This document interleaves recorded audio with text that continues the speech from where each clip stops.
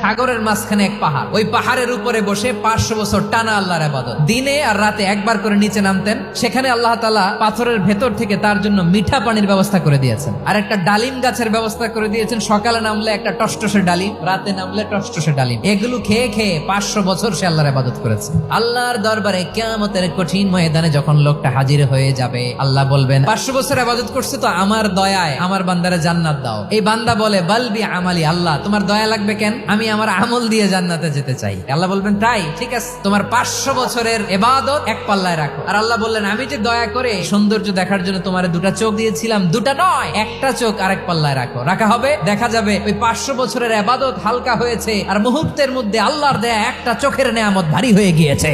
ফলাফল দেখো, হিসাব বলে তুমি এখন জাহান্নামে যাবা, যাও এবার জাহান্নামে যাও। এবার লোকটা কাচুমাচু করে বলে আল্লাহ এবার আমি বুঝতে পেরেছি তোমার দয়া ছাড়া দুনিয়ায় কেউ জান্নাতে যেতে পারবে না।